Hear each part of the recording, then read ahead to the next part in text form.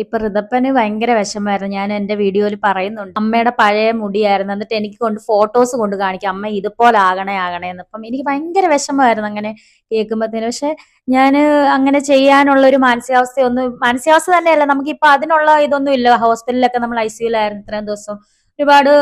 ഒരുപാട് പേര് എന്നെ, ഒരുപാട് നല്ല ആളുകൾ എന്നെ വന്ന് കാണുകയും സഹായമൊക്കെ ചെയ്യുകയും ചെയ്തു. അപ്പൊ ഞാൻ ഇങ്ങനെ ഇരിക്കുമായിരുന്നു, മരുന്നൊക്കെ ആയിട്ട് ഇരിക്കും. അപ്പോഴാണ് ഇവരെന്നെ വിളിച്ച് കോണ്ടാക്ട് ചെയ്തത്.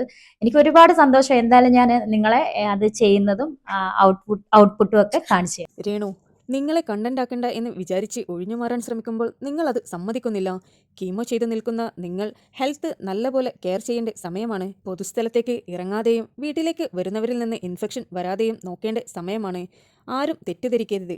ക്യാൻസർ വന്ന ആളുകൾ വീട്ടിൽ തന്നെ ഇരിക്കണം എന്നല്ല ഞാൻ ഉദ്ദേശിച്ചത്. രേണുവിന് 4th സ്റ്റേജ് ആണെന്നും സീരിയസ് ആണെന്നും പറഞ്ഞതൊക്കെ അവർ തന്നെയാണ്. എന്നിട്ടാണ് ഇത്രയ്ക്കും കെയർലെസ് ആയി നടക്കുന്നത്. മൊബൈലിന്റെ റേഡിയേഷൻ പോലും കൊടുക്കുന്നത് നല്ലതല്ലാത്ത സമയമാണ് ഇപ്പോൾ. പക്ഷേ രേണു ചെയ്യുന്നതോ എല്ലാം വിപരീതമാണ്. മുമ്പ് സുധിയെ വിറ്റ് ജീവിച്ചു, ഇപ്പോൾ ക്യാൻസറിനെ വിറ്റ് ജീവിക്കുകയാണ് എന്നാണ് പ്രേക്ഷകരെല്ലാവരും പറയുന്നത്. ഒരുപാട് ഹെയ്റ്റ്സാണ് രേണുസുധിക്ക് വന്നുകൊണ്ടിരിക്കുന്നത്. ഈ സമയത്ത് പോയി ഒരു പ്രൊമോഷൻ ചെയ്യേണ്ട ആവശ്യമുണ്ടായിരുന്നു. പ്രൊമോഷൻ കൊടുത്ത സെന്ററിനോട് ഒരു കാര്യം ചോദിച്ചോട്ടെ, ഈ നാട്ടിൽ എത്ര പേർക്ക് ക്യാൻസർ ഉണ്ട്? അവർക്കെല്ലാവർക്കും നിങ്ങൾ ഫ്രീ ആയിട്ട് മുടി വെച്ച് കൊടുക്കാറുണ്ടോ? അപ്പോൾ നിങ്ങൾക്ക് ഇത് വെറും ഒരു പബ്ലിസിറ്റിക്ക് വേണ്ടിയാണ് നിങ്ങൾ രേണുസുധിയെ വെച്ച് ഇപ്പോൾ പ്രൊമോഷൻ ചെയ്തിരിക്കുന്നത്. നിങ്ങളുടെ പ്ലാന് പക്ക ബിസിനസ് പ്ലാൻ മാത്രമാണ്, അല്ലാതെ സമൂഹത്തിന് നന്മയ്ക്ക് വേണ്ടിയിട്ടല്ല നിങ്ങൾ ഈ ചെയ്തതൊന്നും. ലോകത്തിലെ ആദ്യത്തെ ക്യാൻസർ രോഗിയാണ് രേണുസുധി എന്നൊക്കെയാണ് പല ആളുകളും പറഞ്ഞുകൊണ്ടിരിക്കുന്നത്. രോഗത്തെ വിറ്റ് കാശാക്കുന്നവൾ, സിമ്പതി പിടിച്ചുപറ്റാൻ വേണ്ടി ഓരോന്ന് ചെയ്തു കൂട്ടുന്നവൾ എന്നിങ്ങനെയാണ് എല്ലാവരും പറഞ്ഞുകൊണ്ടിരിക്കുന്നത്. ഈ സമയം മനസ്സിന് ശാന്തിയും സമാധാനവും വേണ്ടിയ സമയമാണ്. പക്ഷേ രേണുവിന് അത് കിട്ടുന്നുണ്ടോ എന്ന് എനിക്ക് സംശയമുണ്ട്. കാരണം അതുപോലെയുള്ള കാര്യങ്ങളൊക്കെയല്ലേ രേണുസുധി ചെയ്തുകൊണ്ടിരിക്കുന്നത്. അതുകൊണ്ട് തന്നെ പുള്ളിക്കാരത്തിയുടെ ഓരോ വീഡിയോക്ക് താഴെ വല്ലാത്ത കമൻസുകളാണ് വന്നുകൊണ്ടിരിക്കുന്നത്. വീഡിയോക്ക് താഴെ വരുന്ന കമൻസുകളെല്ലാം രേണുസുധി കാണുമ്പോൾ പുള്ളിക്കാരിക്ക് എന്തായാലും വിഷമം വരും. കാരണം അത്രയ്ക്കും ഹെയ്റ്റ്സാണ് ഇപ്പോൾ രേണുസുധിക്ക് വന്നുകൊണ്ടിരിക്കുന്നത്. നിങ്ങൾ നല്ല വീഡിയോസ് ചെയ്തോളൂ, ഞങ്ങൾ എല്ലാവരും നിങ്ങളുടെ വീഡിയോ കണ്ട് സപ്പോർട്ട് ചെയ്തോളാം. പക്ഷേ നിങ്ങൾ ഇതുപോലത്തെ കോൺട്രോവേഴ്സീസ് എല്ലാം ഇടയ്ക്ക് വന്ന് സൃഷ്ടിക്കുന്നത് എന്തിനാണ്? ഈ സമയം ശരീരത്തിന് ഇൻഫെക്ഷനൊന്നും വരാതെ സൂക്ഷിക്കേണ്ട സമയമാണ്. പക്ഷേ നിങ്ങൾ ഇതുപോലെ പൊതുയിടങ്ങളിലേക്ക് പോയി പ്രൊമോഷൻസ് എല്ലാം എടുക്കുമ്പോൾ എത്രമാത്രം ഹെൽത്തിനെ അത് ബാധിക്കുമെന്ന് എന്താണ് ചിന്തിക്കാത്തത്? നിങ്ങളുടെ ഡോക്ടർ ഇതൊന്നും കാണുന്നുണ്ടാകില്ലേ? അറിയാം, നിങ്ങളുടെ അസുഖം ഇപ്പോൾ ചികിത്സിക്കാൻ നിങ്ങൾക്ക് ഒരുപാട് കാശ് വേണ്ടിയ സമയമാണ്. പക്ഷേ അതിനായി നിങ്ങളിപ്പോൾ തിരഞ്ഞെടുക്കുന്ന മാർഗം നിങ്ങളുടെ ശരീരം തന്നെ നശിപ്പിക്കുന്ന തരത്തിലാണ്. ഇതുപോലെ പൊതുയിടങ്ങളിൽ പോയി നിങ്ങൾ ഇൻഫെക്ഷൻസ് ഒന്നും വാങ്ങിക്കാതിരിക്കൂ. കഴിവതും നിങ്ങളുടെ സുഹൃത്തുക്കളെ പോലും നിങ്ങളിപ്പോൾ വീട്ടിലേക്ക് വിളിക്കാതിരിക്കൂ. നിങ്ങളുടെ അസുഖമൊന്ന് സെറ്റിലായതിനു ശേഷം എല്ലാവരെയും കണ്ടാൽ മാത്രം മതി. കാരണം പല ആളുകളും പല പൊതുയിടങ്ങളിൽ പോയി വരുന്നവരാണ്. അവരിൽ നിന്ന് ചെറിയ ഒരു അണുബാധ മതി നിങ്ങളുടെ അസുഖം വൾഗറാവാൻ വേണ്ടി. സോ സൂക്ഷിച്ചാൽ ദുഃഖിക്കേണ്ട എന്ന് മാത്രമാണ് എനിക്ക് രേണുസുധിയോട് പറയുവാനുള്ളത്. നിങ്ങൾക്ക് അസുഖമാണെന്നറിഞ്ഞപ്പോൾ എല്ലാവർക്കും ഒരു സിമ്പതി തോന്നിയിട്ടുണ്ടായിരുന്നു. പക്ഷേ ആ സിമ്പതിയെല്ലാം ഇപ്പോൾ ഹെയ്റ്റാക്കി മാറ്റിയിരിക്കുന്നത് നിങ്ങൾ തന്നെയാണ്. അതുപോലെ തന്നെ നിങ്ങൾക്ക് അസുഖമുള്ള കാര്യം നിങ്ങൾ ആരെയും പ്രൂവ് ചെയ്യേണ്ട കാര്യമില്ല. നിങ്ങൾ എന്തിനാണ് എപ്പോഴും ആ ട്യൂബെല്ലാം കാണിച്ചുകൊണ്ടേ നിൽക്കുന്നത്? അതിൻ്റെയൊന്നും ആവശ്യമില്ല. പിന്നെ നിങ്ങൾക്ക് ക്യാൻസർ ഇല്ല എന്ന് പറയുന്നവർക്ക് മുമ്പിൽ നിങ്ങൾ എന്തിനാണ് നിങ്ങളുടെ മുടി വലിച്ചു കാണിച്ചു കൊടുക്കുന്നത്? എത്രമാത്രം ശരീരത്തിന് വേദനയുള്ള സമയമാണിപ്പോൾ. നിങ്ങൾ അങ്ങനെയുള്ള കാര്യങ്ങളൊന്നും കാണിച്ച് മറ്റുള്ളവരെ പ്രൂവ് ചെയ്യേണ്ട ഒരു കാര്യവുമില്ല. നിങ്ങളെ വിശ്വസിക്കുന്നവരും സ്നേഹിക്കുന്നവരും നിങ്ങളുടെ കൂടെ എന്നും ഉണ്ടാകും. നിങ്ങൾ നിങ്ങളുടെ ആരോഗ്യസ്ഥിതിയും ഡെയിലി അപ്ഡേറ്റ്സുകളും ഇട്ടുകഴിഞ്ഞാൽ തന്നെ നിങ്ങൾക്ക് അത്യാവശ്യം വ്യൂസ് കിട്ടുന്നതായിരിക്കും. അല്ലാതെ നിങ്ങൾ ഇടയ്ക്കിടെ നാട്ടുകാരെ വെറുപ്പിക്കുന്ന തരത്തിലുള്ള ഓരോ കാര്യങ്ങൾ ചെയ്യാതിരിക്കൂ.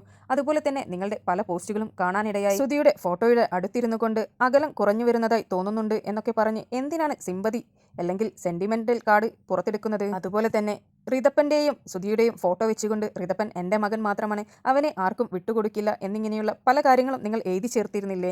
ആരാണ് നിങ്ങളെ അടുത്തു നിന്ന് ഋതപ്പനെ പറിച്ചു മാറ്റുവാൻ വേണ്ടി വരുന്നത്? ആരും വരില്ല. അവൻ്റെ അമ്മ നിങ്ങൾ മാത്രമാണ്. ആ മകൻ്റെ നല്ലൊരു അമ്മയായിട്ട് നിങ്ങൾ തിരിച്ചു വരണമെന്ന് തന്നെയാണ് പല ആളുകളും ആഗ്രഹിക്കുന്നത്. നിങ്ങളെ വെറുക്കുന്നവർ പോലും ഇഷ്ടപ്പെട്ടുകൊണ്ടിരുന്ന സമയമായിരുന്നു. ദയവ് ചെയ്ത് നിങ്ങൾ ആ ഇഷ്ടം കളയാതിരിക്കുക. സോഷ്യൽ മീഡിയയിൽ നിന്ന് മാറി നിൽക്കണമെന്ന് പറയുന്നില്ല. നിങ്ങൾ നിങ്ങളുടെ ഹെൽത്തിനെ നോക്കണം. നെഗറ്റീവ്സ് ഒന്നും മനസ്സിലേക്ക് എടുക്കാതെ പോസിറ്റീവായി മാത്രം ചിന്തിച്ച് എത്രയും പെട്ടെന്ന് ഈ അസുഖത്തിൽ നിന്ന് കരകയറുവാൻ വേണ്ടി ശ്രമിക്കുക. പിന്നെ കിച്ചുവിനെ നിങ്ങൾ മൈൻഡേ ചെയ്യണ്ട. അവൻ എങ്ങനെയെങ്കിലും ജീവിച്ചോട്ടെ. പ്രായപൂർത്തിയായ ചെക്കനാണെന്നല്ലേ നിങ്ങൾ പറയുന്നത്? പിന്നെ അവനെ സൈബർ ബുള്ളിങ്ങിന് ഇട്ടുകൊടുക്കാനോ അല്ലെങ്കിൽ വലിച്ചു കീറി ഒട്ടിക്കുവാനോ ആരെയും അനുവദിക്കാതിരിക്കുക. എത്രയൊക്കെ തന്നെയായാലും സ്ഥാനം കൊണ്ട് നിങ്ങളാണ് ഇപ്പോഴും അവൻ്റെ അമ്മ. ആരെങ്കിലും അവനെ മോശമായി പറയുന്നത് കണ്ടിട്ടുണ്ടെങ്കിൽ എൻ്റെ മകനെക്കുറിച്ച് അങ്ങനെ പറയരുതെന്ന് പറയേണ്ട എല്ലാ അവകാശവുമുള്ള ഒരു വ്യക്തിയാണ് നിങ്ങൾ. അതിനു പകരം അവനെ ബ്ലാക്ക്മെയിൽ ചെയ്ത് ഒതുക്കി നിർത്തുന്നത് അത്ര നല്ല കാര്യമായിട്ട് എനിക്ക് തോന്നുന്നില്ല. ഇത്രയെങ്കിലും രേണുവിനോട് പറയണമെന്ന് തോന്നി. നിങ്ങൾക്ക് വീഡിയോ ഇഷ്ടപ്പെടുകയാണെങ്കിൽ ഒരു ലൈക്കും ഷെയറും സബ്സ്ക്രൈബും ചെയ്യുവാൻ മറക്കരുത്. എടാ കീമോക്കുട്ടാ, നീ എൻ്റെ ഈ മുടി മുഴുവൻ കളഞ്ഞ് ഈ സൈഡും കളഞ്ഞ് ഇതാ ഈ സൈഡും കളഞ്ഞ്. വിഗ് വെക്കണമെങ്കിൽ മുടി വേണം കുട്ടാ, എൻ്റെ കീമോ കുട്ടാ. നീ എൻ്റെ മുടിയെല്ലാം കളയല്ലേ പൊന്നെ. ഇനി 10-ാം തീയതിയാണ് നീ ഇനിയും എൻ്റെ ദേഹത്തോട്ട് കയറുന്നത്, എൻ്റെ കീമോ മോൻ. എൻ്റെ ബാക്കി മുടിയും കൂടെ നീ കളഞ്ഞെന്നെ മൊട്ടച്ചിയാക്കുമെന്ന് എനിക്കറിയാം. പക്ഷേ എൻ്റെ ക്യാൻസർ എല്ലാം അങ്ങോട്ട് ക്യാൻസർ കോശങ്ങളെല്ലാം നീ കളയണം കേട്ടോ. എന്നാലും ഞാൻ നിൻ്റെ അടുത്ത് ഇനി കൂട്ടു കൊടുക്കില്ല, ഉള്ള കാര്യം ഞാൻ പറയണം. പിന്നെ ഇതാണ്ട ഇത് അനക്കാൻ വയ്യാത്ത വേദന, ഒരു രക്ഷയില്ല, വേദന എടുത്തിട്ട് വയ്യ. നീ ഒന്ന് വേഗം നിൻ്റെ ക്യാൻസറിനെയൊക്കെ ഒന്ന് കൊന്നു താ എൻ്റെ കീമോ കുട്ടാ, എൻ്റെ മുത്തേ, ചക്കര പൊന്നെ. ഈ രാഹുൽ ദാസിന്റെ വിവരങ്ങളെല്ലാം ഈ നാട്ടുകാർക്കെല്ലാം അറിയാവുന്ന. ഞാൻ ഈ നാട്ടിൽ ജീവിക്കുന്ന ആളാ, ഞാൻ വിദേശത്തു നിന്ന് ഇവിടെ ജീവിക്കുന്ന ആളാ. എന്നോട് നിരവധി പോലീസുകാർ എന്നെ വിളിച്ച് പല കാര്യങ്ങൾ എൻക്വയറി ചെയ്തിട്ടുണ്ട്. ആ സമയത്തൊക്കെ രാഹുൽ ദാസിനെ പറ്റി ഞാൻ നല്ല അഭിപ്രായമാണല്ലോ, ഒന്നും അറിയാതെ. ഇപ്പോഴാണല്ലോ വിവരങ്ങൾ ഞാൻ അറിഞ്ഞുകൊണ്ടിരിക്കുന്നത്. രാഹുൽ ദാസ് കൂടുതലൊന്നും നല്ലതാകാൻ ശ്രമിക്കണ്ട, നമുക്കറിയാം കാര്യങ്ങൾ. ആരും നല്ലതാണെന്ന് ശ്രദ്ധിക്കേണ്ട. അഹങ്കാരമായത് ഈ വീട്ടിൽ വന്ന അഹങ്കാരം കാണിക്കാൻ നോക്കത്തില്ല. കാരണം ഇവിടെ പല നാട്ടുകാരും നാട്ടിലുള്ള ആൾക്കാർ അതിനെപ്പറ്റി ഇപ്പം ചർച്ച ചെയ്തോളുണ്ട്. അദ്ദേഹത്തെ പറ്റിയുള്ള കാര്യം ഞാൻ ഈ നാട്ടുകാരെ കൊണ്ടും വീഡിയോ ഇടിപ്പിക്കും. പല കാര്യങ്ങൾ പറയാനുണ്ടാവും, പല കാര്യങ്ങൾ. രാഹുൽ ദാസ്, ഞാൻ കിച്ചു എന്ന് വിളിക്കാൻ ആഗ്രഹിക്കുന്നില്ല. എൻ്റെ അവരുടെ സർട്ടിഫിക്കറ്റ് ഒക്കെ ഇവിടെ ഇരിക്കുന്ന സർട്ടിഫിക്കറ്റിനകത്ത് രാഹുൽ ദാസ് എന്നാണ് അദ്ദേഹത്തിൻ്റെ പേര്. ഈ രാഹുൽ ദാസ് എന്ന് പറയുന്ന വ്യക്തിയോട് എനിക്ക് പറയുവാനുള്ളത്, നീ സഹായിക്കണമെന്ന് ഞാൻ നിന്നോട് ആവശ്യപ്പെടുന്നില്ല. നീ സഹായിക്കണ്ട. അനേകർ നിന്നെ സഹായിച്ചാൽ നീ തരത്തിലൊക്കെ എത്തിയിരിക്കുന്നത്. അതുകൊണ്ട് ദൈവത്തെ വിളിച്ച് ശാന്തമായിട്ട് നീ ജീവിക്കാനാണ് എനിക്ക് നിന്നോട് പറയാനായിട്ടുള്ളത്. അത് പറയാനുള്ള അതോറിറ്റി എനിക്കുണ്ട്. മാടപ്പള്ളിയിലോ പ്ലാന്തോട്ടത്തിലോ അഹങ്കാരം കാണിക്കാൻ വരികയും ചെയ്യേണ്ട. അതുകൂടെ എനിക്ക് പറയാനുണ്ട്. കാരണം ഈ വസ്തുവിന് ഉടമസ്ഥൻ ഞാനായിട്ടാണ് ഇവിടെ ജീവിക്കുന്നത്. ഇവിടെ വന്ന് ബഹളം എടുക്കാനോ ശല്യം എടുക്കാനോ ഒന്നും വരണ്ട. രേണുസുതി ഒരു രോഗിയാണ്. ഇവിടെ വന്ന് അങ്ങനെ എന്തെങ്കിലും ഇനി ആ പെൺകുട്ടിയെ ആക്ഷേപിക്കുന്ന വീഡിയോ പുള്ളിക്കാരൻ ഇടുവാണെങ്കിൽ നിയമ നടപടികളുമായിട്ട് ഞങ്ങൾ മുന്നോട്ട് പോകാൻ തന്നെയാണ് തീരുമാനിക്കുന്നത്. എൻ്റെയും കൂടെ ഒരു തീരുമാനം അതാണ്. നിയമ നടപടികളുമായിട്ട് പോകും. കാരണം അവരൊരു ലേഡിയാണ്, ഒരു സുഖമില്ലാത്ത സ്ത്രീയാണ്. ഏതറ്റം വരെ നിയമ നടപടികളുമായിട്ട് പോകാം, അറ്റം വരെ ആ കുടുംബവുമായിട്ട് ചേർന്ന് നിന്ന് മാക്സിമം നിയമ നടപടികളായിട്ട് അവനവൻ്റെ കാര്യം നോക്കി ജീവിക്കുന്നതായിരിക്കും ബെറ്റർ. അവൻ്റെ കാര്യം നോക്കി ജീവിക്കട്ടെ. ആ സഹോദരി അവരുടെ കാര്യം നോക്കി ജീവിക്കുന്നുണ്ടല്ലോ. ഇവിടെ അവർക്കൊരു വീട് സ്ഥലവും എല്ലാവരും കൂടെ ചേർന്ന് കൊടുത്തിട്ടുണ്ട്. അതൊക്കെ ഈ നാട്ടുകാർക്ക് അറിയാവുന്ന കാര്യം തന്നെയാണ്. വീഡിയോ ഇടാൻ ആർക്കാ പറ്റാത്തത്? ഈ രാഹുൽ ദാസിന്റെ വിവരങ്ങളെല്ലാം ഈ നാട്ടുകാർക്കെല്ലാം അറിയാവുന്ന. ഞാൻ ഈ നാട്ടിൽ ജീവിക്കുന്ന ആളാ, ഞാൻ വിദേശത്തു നിന്ന് ഇവിടെ ജീവിക്കുന്ന ആളാ. എന്നോട് നിരവധി പോലീസുകാർ എന്നെ വിളിച്ച് പല കാര്യങ്ങൾ എൻക്വയറി ചെയ്തിട്ടുണ്ട്. ആ സമയത്തൊക്കെ രാഹുൽ ദാസിനെ പറ്റി ഞാൻ നല്ല അഭിപ്രായമാണല്ലോ, ഒന്നും അറിയാതെ. ഇപ്പോഴാണല്ലോ വിവരങ്ങൾ ഞാൻ അറിഞ്ഞുകൊണ്ടിരിക്കുന്നത്. രാഹുൽ ദാസ് കൂടുതലൊന്നും നല്ലതാകാൻ ശ്രമിക്കണ്ട, നമുക്കറിയാം കാര്യങ്ങൾ. ആരും നല്ലതാണെന്ന് ശ്രദ്ധിക്കേണ്ട. എല്ലാവരും ഒരു വെടിക്കുള്ളത് കയ്യിലുള്ളവരാ. രാഹുൽ ദാസിൻ്റെ ഒരു വെടിക്കുള്ളതൊക്കെ ഉണ്ട്. അതെന്തൊക്കെയാണെന്ന് എൻ്റെ ലിസ്റ്റുണ്ട്. പോലീസുകാരുടെ എന്നുള്ള വിവരങ്ങളൊക്കെ എൻ്റെ ഉണ്ട്. ഞാനിവിടെ ജീവിക്കുന്ന ആളാ. രാഹുൽ ദാസ് പഠിച്ച് നല്ലൊരു ജോലിക്കാരനായി മിടുക്കനായി ജീവിക്കുക. അത് രേണുസുതിയെ കൂടുതൽ അങ്ങ് കുടുംബത്തെ ചവിട്ടി താക്കാൻ ശ്രമിക്കുവാണെങ്കിൽ കൂടെ നിൽക്കാൻ ആൾക്കാരുണ്ട്. ഞാൻ മാത്രമല്ല, ഒരുപാട് പേര് രേണുസുതിയുടെ കുടുംബത്തെ സപ്പോർട്ട് ചെയ്യാനായിട്ടുണ്ട്. കൊല്ലത്ത് അവിടെ ജീവിക്കുക, സന്തോഷമായിട്ട് ജീവിക്കുക. ഇവിടെ വീടുണ്ട്, ഇവിടെ റൂമുണ്ട്. വേണമെങ്കിൽ ഇവിടെ ഒന്ന് സമാധാനത്തോടെ അന്തസ്സായിട്ട് അഭിമാനത്തോടെ ജീവിക്കാം. ആ പെൺകുട്ടി എന്നോട് ഒരാൾ വിളിച്ച് പറഞ്ഞത് പല കാര്യങ്ങൾ അവർക്ക് പുറത്ത് പറയാൻ പറ്റത്തില്ലെന്നാണ് പറഞ്ഞത്. അതൊക്കെ പറയുവാണെങ്കിൽ രാഹുൽ ദാസ് ചിലപ്പോൾ ഇച്ചിരി ബുദ്ധിമുട്ടേണ്ടതായിട്ട് വരും. ഞങ്ങളൊക്കെ അങ്ങ് ഇറങ്ങും. എങ്ങോട്ടിറങ്ങും? നിയമപരമായിട്ട്, ലീഗലി നീങ്ങും. അവന് 22-23 വയസ്സില്ലേ? സ്വന്തം കാര്യം നോക്കി സന്തോഷമായി ജീവിക്കട്ടെ. അത്രേ എനിക്ക് അതിനെപ്പറ്റി പറയാനുള്ളൂ. അഹങ്കാരമായത് ഈ വീട്ടിൽ വന്ന അഹങ്കാരം കാണിക്കാൻ നോക്കത്തില്ല. കാരണം ഇവിടെ പല നാട്ടുകാരും നാട്ടിലുള്ള ആൾക്കാർ അതിനെപ്പറ്റി ഇപ്പം ചർച്ച ചെയ്തോളുണ്ട്. വിവരങ്ങളൊക്കെ ഉണ്ട് നമ്മുടെ കയ്യിൽ. ഞാനിപ്പോഴാണ് ഇതിനെപ്പറ്റിയൊക്കെ അറിയുന്നത്. ഈ പുള്ളിക്കാരൻ ഇങ്ങനെ പല കാര്യങ്ങളിൽ കേസിൽ പെട്ടെന്നൊക്കെ ഉള്ളവരെ ഞാൻ പോലീസുകാർ പറഞ്ഞായിരുന്നു. പക്ഷെ ഇപ്പം ഞാൻ പല കാര്യങ്ങൾ അറിയുന്നുണ്ട്. ഇവിടെ എൻ്റെ ഈ പുരയിടത്തിനകത്ത് അതൊന്നും നടക്കത്തില്ല. ഇവിടെ നടക്കത്തില്ല. ഒന്നും ശരിയായ പ്രവണതയല്ല. കുടുംബത്തെ ബുദ്ധിമുട്ടിക്കാൻ ഞാൻ സമ്മതിക്കത്തില്ല. അങ്ങനെ പുള്ളിക്കാരനെ സപ്പോർട്ട് ചെയ്തുകൊണ്ട് കാര്യങ്ങൾ ചെയ്യുക, ഇവരെ ചവിട്ടി താഴോട്ട് കൊണ്ട്, അതൊക്കെ എന്തിൻ്റെ നീതിയാണ്? അതൊന്നും നീതിയാണെന്ന് എനിക്ക് തോന്നുന്നില്ല. അദ്ദേഹത്തിന് ഇവിടെ ജീവിക്കണമെങ്കിൽ സന്തോഷമായിട്ട് വന്ന് ജീവിക്കുക. അദ്ദേഹത്തിൻ്റെ വീട് അവിടെ ഉണ്ട്, ആരും പൊളിച്ചു കളഞ്ഞിട്ടില്ല. അദ്ദേഹത്തിന് അവിടെ ബെഡ്റൂം ഉണ്ട്, അതിനകത്ത് വന്ന് സന്തോഷമായിട്ട് താമസിക്കുക. പുള്ളിക്കാരന് ആ വയ്യാതിരിക്കുന്ന ആ സഹോദരിയെ, ആരോഗ്യമില്ലാതെ മരണവും ജീവനും ഇടയിൽ നിൽക്കുന്ന ഒരു സഹോദരിയെ, അവരെ ഇപ്പം ആൾക്കാരുടെ മുമ്പിലേക്ക് ഇങ്ങനെ പിച്ച് ചീന്താനായിട്ട് എറിഞ്ഞു കൊടുത്തിട്ടുണ്ടെങ്കിൽ അദ്ദേഹത്തെ പറ്റിയുള്ള കാര്യം ഞാൻ ഈ നാട്ടുകാരെ കൊണ്ടും വീഡിയോ ഇടിപ്പിക്കും. ഇടിപ്പിക്കും. പല കാര്യങ്ങൾ പറയാനുണ്ടാവും, പല കാര്യങ്ങൾ. അതുകൊണ്ട് നമ്മൾ എന്തിനാ വെറുതെ വേറൊരാളെ ഡിസ്റ്റർബ് ചെയ്യാൻ പാടില്ല എന്നുള്ളതാണ് എൻ്റെ അഭിപ്രായം. ഈ ചെയ്ത തെറ്റിനെ ഞാൻ അംഗീകരിക്കുന്നില്ല. അത് ഈ രാഹുൽ ദാസ് ചെയ്തേക്കുന്ന ഏറ്റവും വലിയൊരു ഇപ്പം അവന് എല്ലാവരും അവരുമായിട്ട് ചേർന്ന് ക്ഷമയോടും പ്രാർത്ഥനയോടും കൂടെ അവരോടുകൂടെ നിൽക്കുന്നൊരു സന്ദർഭമാണ്. ആ സമയത്ത് അവരെ നെഗറ്റീവ് ആക്കാനായിട്ടുള്ളൊരു പരിശ്രമമാണ് ചെയ്തത്. പക്ഷെ നെഗറ്റീവ് ആയത് രാഹുൽ ദാസ് ആണ്. ഒരിക്കലും രേണുസുതിയോ അവരുടെ കുടുംബമോ നെഗറ്റീവിലേക്ക് പോകത്തില്ല. കാരണം അവരെ സ്നേഹിക്കുന്നവർ ചേർത്ത് നിർത്തുക തന്നെ ചെയ്യും. കാരണം അവരെ തിരിച്ചു കൊണ്ടുവരേണ്ടത് ആ കൊച്ചുമകൻ്റെ, ഈ പറഞ്ഞ രാഹുൽ ദാസിൻ്റെ അനുജനായിട്ടുള്ള ഋതുൽ ദാസ് എന്ന് പറഞ്ഞ കുഞ്ഞിന് 6.5 വയസ്സ് പ്രായമേ ഉള്ളൂ. ആ കുഞ്ഞിൻ്റെ പിതാവ് മരിച്ചുപോയി. മാതാവ് ഈ സാഹചര്യത്തിലൂടെ കടന്നു പോകുമ്പോൾ എത്രയും വേഗം സുഖം പ്രാപിച്ച് വരിക എന്നുള്ളത് തീർച്ചയായിട്ടും ഈ രാഹുൽ ദാസോട് ചിന്തിക്കേണ്ട ഒരു കാര്യമാണ്. ആ സമയത്ത് അവരുടെ സൗഖ്യത്തിന് വേണ്ടി പ്രാർത്ഥിക്കുകയായിരുന്നു ചെയ്യേണ്ടത്. അവർ എന്തൊക്കെയോ അവരുടെ കഷ്ടപ്പാടിൻ്റെ ഇതായിട്ട് അവർക്ക് ഇഷ്ടമുള്ള ജോലി അവർ ചെയ്തു. ആ ജോലിയെ വിമർശിക്കാൻ ഞാൻ ആളല്ല ഒരിക്കലും. അപ്പം തീർച്ചയായിട്ടും അവരുടെ വളർത്തു മകൻ എന്ന രീതിയിൽ ആ മാതാവിനോട് കാണിച്ച ഏറ്റവും വലിയ ഒരു നന്ദികേട് എന്നുള്ളൊരു വാക്കാണ് എനിക്ക് ഈ സന്ദർഭത്തിൽ പറയാനുള്ളത്. നന്ദികേട്. ബിഷപ്പിന്റെ ഈ വാക്കുകളെല്ലാം കേട്ടതിന് ശേഷം എനിക്ക് ചില കാര്യങ്ങൾ പറയണമെന്ന് തോന്നി. അച്ഛനോടുള്ള എല്ലാ റെസ്പെക്റ്റോടും കൂടിയാണ് ഞാനിത് പറയാൻ പോകുന്നത്. എൻ്റെ വാക്കുകൾ ആരെങ്കിലും വേദനിപ്പിക്കാൻ പോകുന്നുണ്ടെങ്കിൽ മുൻകൂറായി തന്നെ ഞാൻ ക്ഷമ ചോദിക്കുന്നു. ഒന്നും പറയാതിരുന്ന കിച്ചുവിനെ ആദ്യം സൈബർ ബുള്ളിങ്ങിന് ഇട്ടുകൊടുത്തത് ആരാണ്? രേണു ഒരു വീഡിയോയുമായി വന്നതിന് ശേഷമായിരുന്നില്ലേ ഇത്രയും പ്രശ്നങ്ങളെല്ലാം ഉടലെടുത്തത്? അന്ന് ആ വീഡിയോ അപ്ലോഡ് ചെയ്യുമ്പോൾ തന്നെ രേണു പറഞ്ഞിട്ടുണ്ടായിരുന്നു, ഇത് എന്തായാലും വിവാദമാകുമെന്നുള്ളത് എനിക്കറിയാമെന്ന്. അതുപോലെ തന്നെയല്ലേ സംഭവിച്ചത്? എല്ലാത്തിനും തുടക്കമിട്ടിരുന്നത് രേണു തന്നെയായിരുന്നില്ലേ? അവസാനം കിച്ചു എന്ന് പ്രതികരിച്ചപ്പോൾ എല്ലാവരും ഇപ്പോൾ കിച്ചുവിന് നേരെയല്ലേ തിരിഞ്ഞുകൊണ്ടിരിക്കുന്നത്? അമ്മയും മകനുമായിട്ടുള്ള പ്രശ്നങ്ങൾ തീർക്കേണ്ട സ്ഥലം സോഷ്യൽ മീഡിയയല്ല. ഇവിടെ രണ്ടുപേരുടെ ഭാഗത്തും തെറ്റുണ്ട്. ഇപ്പോഴുള്ള പ്രശ്നത്തിന്റെ ആദ്യ കാരണം രേണു തന്നെയാണ്. രണ്ടാമതേ കിച്ചുവായി വരുന്നുള്ളൂ. കാരണം രേണുവിൻ്റെ വീഡിയോക്ക് മറുപടിയായിട്ടാണ് കിച്ചു വീഡിയോ ഇട്ടിരിക്കുന്നത്. പക്ഷേ കിച്ചു ആ വീഡിയോയിലൂടെ കാണിച്ച കാര്യങ്ങളോട് ഞാൻ ഒട്ടും യോജിക്കുന്നില്ല. കാരണം അത് കാണിക്കേണ്ട സന്ദർഭം ഇതായിരുന്നില്ല. കിച്ചുവിനെ അത് എത്രയോ മുമ്പേ കാണിക്കാമായിരുന്നു. അതിനെക്കുറിച്ച് കിച്ചുവിന് പ്രതികരിക്കാമായിരുന്നു. കിച്ചുവിൻ്റെ പല വീഡിയോക്ക് താഴെയും ഒരുപാട് കമൻസുകൾ വന്നിട്ടുണ്ടായിരുന്നു. അന്ന് ഇത് കിച്ചുവിന് ഒരു കണ്ടന്റാക്കിയെടുത്ത് കിച്ചുവിന് അന്ന് പ്രതികരിക്കാമായിരുന്നു. കിച്ചു പ്രതികരിച്ച സമയം ഒട്ടും ശരിയായില്ല എന്നുള്ള അഭിപ്രായക്കാരി തന്നെയാണ് ഞാൻ. ഇപ്പോൾ രേണു അസുഖവുമായി മല്ലിടുന്ന ഒരു സമയമാണ്. ഈ സമയം രേണുവിന് അധികം ടെൻഷൻസോ ഡിപ്രഷൻ സ്റ്റേജിലേക്ക് പോകുന്ന രീതിയിലുള്ള ഒരു കാര്യങ്ങളുമില്ലാതെ മനസ്സിന് നല്ല സമാധാനം വേണ്ടിയ സമയമായിരുന്നു. പക്ഷെ പുള്ളിക്കാരിയായി തുടക്കമിട്ട ഒരു കാര്യം കുറച്ച് പക്വതയോട് കൂടിയിട്ടെങ്കിലും കിച്ചുവിനെ ഡീൽ ചെയ്യാമായിരുന്നു എന്നുള്ള അഭിപ്രായക്കാരി തന്നെയായിരുന്നു ഞാൻ. കിച്ചുവിനെ പാടെ തള്ളിക്കളയുവാനും പറ്റില്ല. കിച്ചുവിന്റെ ഉള്ളിലെ വേദനകളാണ് അവൻ ചൂണ്ടിക്കാണിച്ചത്. ഒരു പ്രായപൂർത്തിയായ മകന്റെ വേദനയായിരുന്നു കിച്ചു വീഡിയോയിലൂടെ പങ്കുവച്ചിരുന്നത്. കിച്ചുവിന്റെ വീഡിയോയ്ക്ക് ശേഷം രേണു ഇറക്കിയ വീഡിയോയോ, അത് എനിക്ക് ഒട്ടും ആക്സെപ്റ്റ് ചെയ്യാൻ പറ്റുന്നില്ല. ഒരു അമ്മ മകനെ ഭീഷണിപ്പെടുത്തുന്ന തരത്തിലുള്ള വീഡിയോയായിരുന്നു അത്. എന്തൊക്കെയോ രഹസ്യങ്ങളുണ്ടത്രേ. അതെല്ലാം പുറത്തു കൊണ്ടുവന്നിട്ട് കഴിഞ്ഞാൽ നിന്റെ ജീവിതം പോലും പോകുമെന്നായിരുന്നു രേണു ആ വീഡിയോയിലൂടെ പങ്കുവച്ചിരുന്നത്.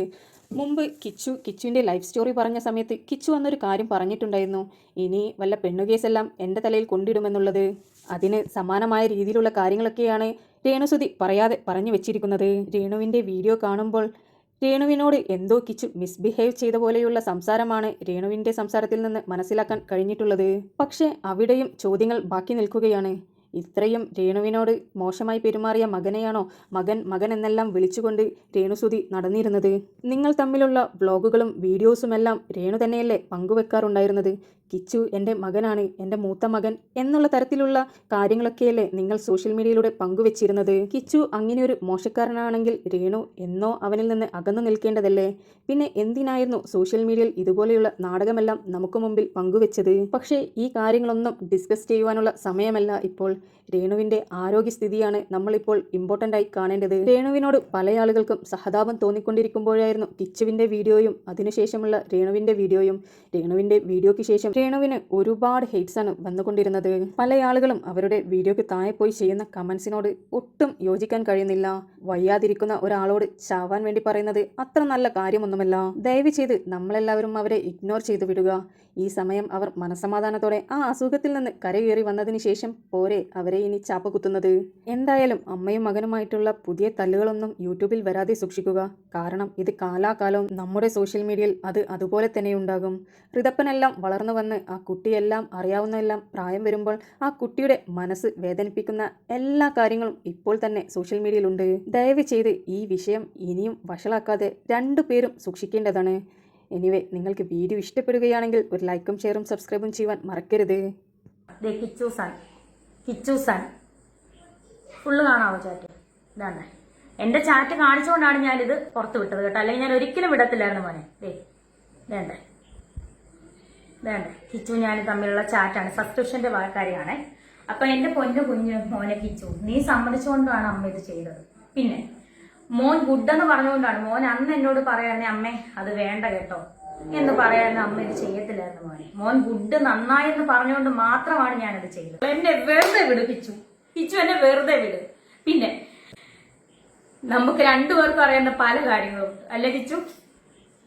ഫ്യൂച്ചർ വരെ ബാധിക്കുന്ന കാര്യങ്ങളുണ്ട്. സോ അതെന്നെ കൊണ്ട് പറയിപ്പിക്കരുത് കിച്ചു. എന്റെ കുഞ്ഞ് നിന്നെ ചേട്ടനായിട്ട് കണ്ടുപോയി, ഇനി എന്നെ കൊണ്ടൊന്നും പറയിപ്പിക്കരുത് കിച്ചു. ഞാൻ ക്യാൻസർ വന്ന് ഇനി ഞാൻ മരിച്ചാൽ പോലും എനിക്ക് നീ ഒന്നും ചെയ്യണ്ട. എന്റെ ഋതപ്പൻ, എന്റെ കുഞ്ഞ്, ഞാൻ പ്രസവിച്ച എന്റെ ഒരേ ഒരു കുഞ്ഞ്, നിന്നെ ഞാൻ ആ ഋതപ്പനേക്കാൾ കൂടുതൽ ഞാൻ സ്നേഹിച്ചു. നിന്നെ ഞാൻ ഋതപ്പനേക്കാൾ കൂടുതൽ ഞാൻ നിനക്ക് എന്റെ സബ്സ്ക്രിപ്ഷൻ കിട്ടിയ പൈസ വരെ ഞാൻ നിനക്ക് തന്നു. ഒരുപാട് പൈസകൾ ഞാൻ ഉറക്കമൊളിച്ച്, ഞാൻ ആൽബങ്ങൾ ചെയ്തത്, ഞാൻ ഉറക്കമൊളിച്ച് ഗൾഫിൽ പോയി പ്രമോഷൻ ചെയ്തത് എല്ലാം ഞാൻ നിനക്ക് അതിൽ നിന്ന് ഒരു ഓഹരി ഞാൻ നിനക്ക് തന്നിട്ടുണ്ട്. നീ അതെല്ലാം വാങ്ങിച്ചിട്ടുണ്ട്. ആ ചാറ്റുകളെല്ലാം എന്റെ കയ്യിലുണ്ട്. പക്ഷെ ഞാൻ കാണിക്കത്തില്ല കിച്ചു. നീ അല്ല ഞാൻ. നിന്റെ അമ്മ സ്വന്തം പെറ്റതള്ള നിന്നെ ഇട്ടിട്ട് പോയതൊട്ടുള്ള 1.5 വയസ്സുള്ള ഒട്ട കഥകൾ വരെ എന്നോട് നീ പറഞ്ഞു വെച്ചു. കൊല്ലത്തെ വീട്ടിൽ വെച്ച് നീ അനുഭവിച്ച, ചെറുപ്പത്തിൽ അനുഭവിച്ച കാര്യങ്ങൾ വരെ നീ എന്നോട് പറഞ്ഞിട്ടുണ്ട്. രാഹുൽ ദാസിനെ പറ്റി, എന്നെ പറ്റി പറയുന്നല്ലോ സബ്സ്ക്രിപ്ഷൻ. ഞാൻ സബ്സ്ക്രിപ്ഷൻ അല്ലേ തുടങ്ങിയുള്ളൂ നിയമപരമായിട്ട്. നിയമവിരുദ്ധമായിട്ട് ഞാനൊന്നും ചെയ്തിട്ടില്ലല്ലോ. കിച്ചു, നീ ഇപ്പോഴല്ലേ 1 വർഷമായിട്ടല്ലേ നീ ഇപ്പം സ്വന്തം കാര്യം നിൽക്കാൻ തുടങ്ങിയ കാര്യങ്ങളൊക്കെ. ഇതിനു മുന്നേ ഒരു രാഹുൽ ദാസ് ഉണ്ടായിരുന്നു. ചിങ്ങവനം ഭാഗം, കൊല്ലാട് ഭാഗം, അതുപോലെ ഈ പൊങ്ങന്താനം, ഈ Thrikkodithanam police station, Vakathanam police station ഒന്ന് തിരക്കി നോക്ക് രാഹുൽദാസിനെ പറ്റി. അറിയാനുള്ളവരോടാണ് ഞാൻ പറയുന്നത്. എന്നെ കുറ്റപ്പെടുത്തുന്നവരെ. എന്തായാലും രേണുസുതി അങ്ങനെ ഒരു നിയമവിരുദ്ധമായിട്ടൊന്നും ഞാൻ ചെയ്തിട്ടില്ല. ഇതിനകത്തൊന്ന് എഴുന്നേറ്റ് വന്നേ പറ്റത്തുള്ളൂ എന്റെ ഋതപ്പന് വേണ്ടിയിട്ട്. നിനക്ക് ആ കുഞ്ഞിനോട് ഒരു തൊള്ളി സ്നേഹം ഉണ്ടായിരുന്നു. നീ ഇത്രയും വരുമാനം നിനക്ക് കിട്ടുന്നുണ്ടല്ലോ, നീ 1 രൂപയ്ക്ക് ഒരു മുട്ടായി നീ അവനെ മേടിച്ചു കൊടുക്കും. നിന്റെ അനിയനല്ലേ? എനിക്കൊന്നും വേണ്ട കിച്ചു നിന്റെ. ഞാൻ നിനക്ക് തന്നിട്ടേ ഉള്ളൂ പൈസ.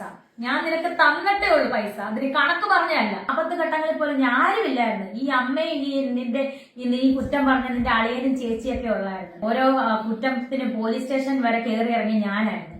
എനിക്ക് ഒരു സ്നേഹവും എനിക്ക് തരണ്ട. എന്നെ വന്ന് കാണണ്ട. ആരുടെ വിഷമം തീർക്കാൻ എന്നെ വന്ന് കാണും. ഇന്ന് വരെ കണ്ടുമില്ല, വിളിച്ചുമില്ല, മിണ്ടിയില്ലല്ലോ. വേണ്ട, ഇനി ഇത് വേണ്ട. എന്നെ വെറുതെ വിട്ടേക്ക്. ഈ ഉള്ളവളെ വെറുതെ വിട്ടേക്ക്. ഞാൻ ചത്താലും എന്റെ ശവം പോലും നിങ്ങൾ ആരും വന്ന് കണ്ട് എന്നെ ഒരു റീത്ത് പോലും ആരും സമർപ്പിക്കണ്ട. എന്നെ വെറുതെ വിട്ടേക്ക്. എന്റെ കൊച്ചിന് വേണ്ടിട്ട് എന്നെ. ഞാൻ 1 മാസമായി ക്യാൻസർ ബാധിതയായിട്ട്, അതായത് എല്ലാവരും അറിഞ്ഞിട്ട് ക്യാൻസർ ആണെന്ന് അറിഞ്ഞിട്ട് ചികിത്സ തുടങ്ങിയിട്ട് ഞാൻ കിടപ്പാണ്. നിങ്ങൾക്കറിയാം, ഞാൻ ഈ ICUലൊക്കെ ആയിരുന്നു വന്നാൽ വയ്യാതെ കിടന്നു. 1 മാസമായിട്ട് എനിക്ക് സബ്സ്ക്രിപ്ഷനോ ഒന്നുമില്ല. നിങ്ങൾക്ക് എല്ലാവർക്കും അറിയാം. എന്നെ കുറ്റപ്പെടുത്തിയവർ പോലും അവർ ക്ഷമ ചോദിച്ചുകൊണ്ടിരിക്കുന്ന സമയം. കാരണം ക്യാൻസർ എന്ന് പറയുന്ന രോഗം അങ്ങനെയാണ്.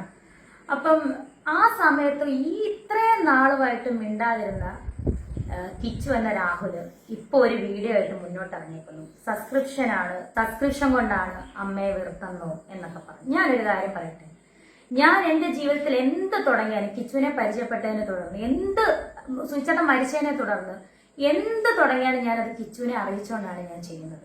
തെളിവുണ്ട് എൻ്റെ കയ്യിൽ, ഞാൻ നിങ്ങളെ കാണിക്കാം.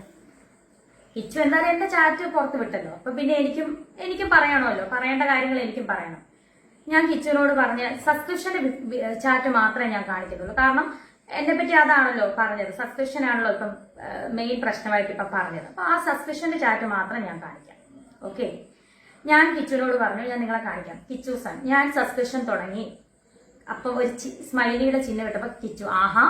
അപ്പൊ ഞാൻ 500 സബ് കഴിഞ്ഞു കേട്ടോ. ആ തുടങ്ങി അന്നാണെന്ന് നിങ്ങൾ ഓർത്തോണം. എന്റെ തുടങ്ങി അന്ന് 500 സബ് കഴിഞ്ഞു കേട്ടോ. അപ്പൊ കിച്ചു എന്താ എന്നോട് പറഞ്ഞ മറുപടി, നിങ്ങൾ മേലെ ഇത് ചെയ്യരുതെന്നല്ല പറഞ്ഞത്, നിങ്ങൾ ഇനി ഇത് ഒരിക്കലും ചെയ്യരുതെന്ന് കിച്ചു അന്ന് എന്നോട് പറയുമായിരുന്നെങ്കിൽ, മോനെ കിച്ചു അമ്മ സബ്സ്ക്രിപ്ഷൻ തുടങ്ങത്തില്ലായിരുന്നു. പക്ഷെ മോൻ എന്നാ പറഞ്ഞെന്നറിയോ, ഗുഡെന്ന്. അതിനുശേഷം ഞാൻ പറഞ്ഞ 600 കഴിഞ്ഞു, 180 രൂപയാണ്. അപ്പൊ കിച്ചു പറയാട്ടാ 180. നിങ്ങൾ കണ്ടോ ചാറ്റ് കണ്ടോ? നിങ്ങൾ ചാറ്റ് കാണും. ദേ കിച്ചു സൺ ഫുള്ള് കാണാവോ ചാറ്റ്? ഇതാണ്ടേ എന്റെ ചാറ്റ് കാണിച്ചുകൊണ്ടാണ് ഞാനിത് പുറത്ത് വിട്ടത് കേട്ടോ, അല്ലെങ്കിൽ ഞാൻ ഒരിക്കലും വിടത്തില്ലായിരുന്നു മോനെ. വേണ്ടേ വേണ്ടേ കിച്ചു ഞാൻ തമ്മിലുള്ള ചാറ്റാണ്, സബ്സ്ക്രിപ്ഷന്റെ കാര്യമാണ്. അപ്പൊ എന്റെ പൊന്നു കുഞ്ഞു മോനെ കിച്ചു, നീ സമ്മതിച്ചുകൊണ്ടാണ് അമ്മ ഇത് ചെയ്തത്.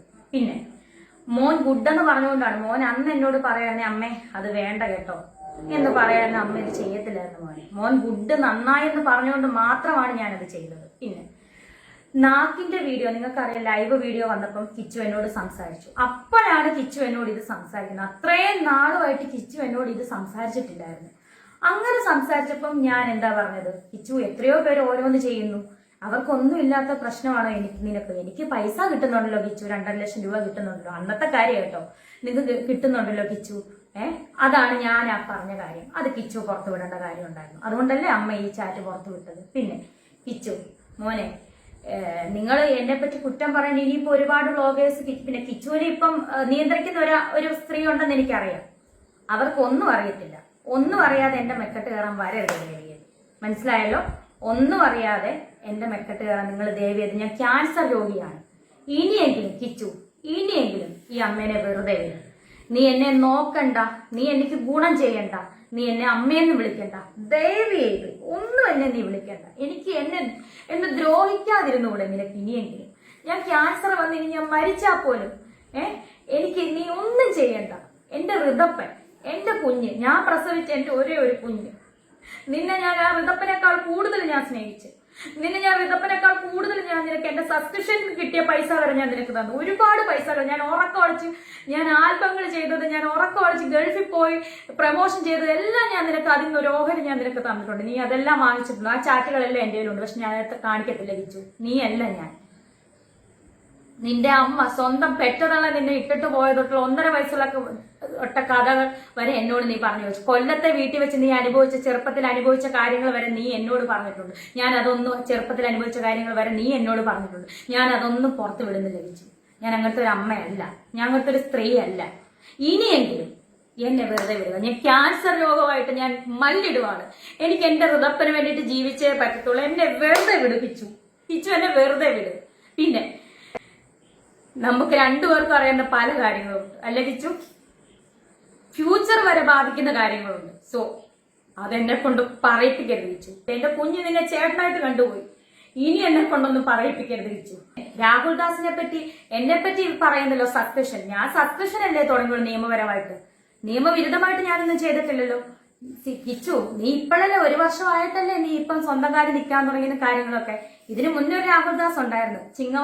ചിങ്ങവനം ഭാഗം, കൊല്ലാട് ഭാഗം, അതുപോലെ ഈ പൊങ്ങന്താനം, ഈ Thrikkodithanam police station, Vakathanam police station ഒന്ന് തിരക്കി നോക്ക് രാഹുൽ ദാസിനെ പറ്റി. അറിയാനുള്ളവരോടാണ് ഞാൻ പറയുന്നത്. എന്നെ ഈ കുറ്റപ്പെടുത്തുന്നവരെ. എന്തായാലും രേണുസുതി അങ്ങനെ ഒരു നിയമവിരുദ്ധമായിട്ടൊന്നും ഞാൻ ചെയ്തിട്ടില്ല.